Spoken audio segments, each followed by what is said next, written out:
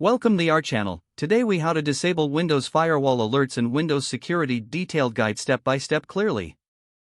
To disable Windows Firewall alerts and Windows security, start by clicking the Windows icon on your taskbar. In the search bar, type Windows Security and press Enter. Once the Windows Security app opens, look for the Firewall and Network Protection option on the left sidebar. Click on Firewall and Network Protection. You will see a list of your active networks. Select the network you are currently connected to, whether it is domain, private, or public.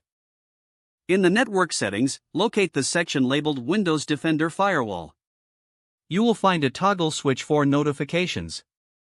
Click on the toggle switch to turn off notifications about firewall. A confirmation prompt may appear, asking if you are sure you want to disable these notifications. Click Yes or OK to confirm your choice. After disabling notifications, you can close the Windows Security app. You have successfully disabled Windows Firewall alerts.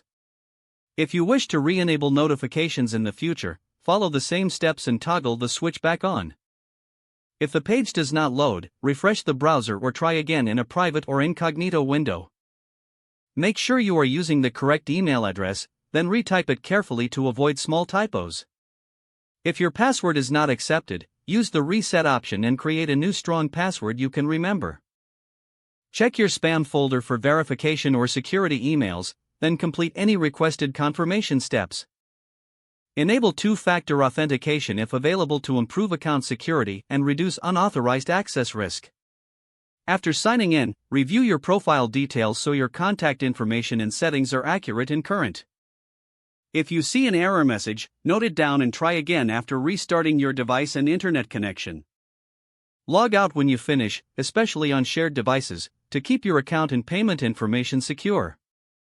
If the page does not load, refresh the browser or try again in a private or incognito window. Make sure you are using the correct email address, then retype it carefully to avoid small typos. If your password is not accepted, use the reset option and create a new strong password you can remember.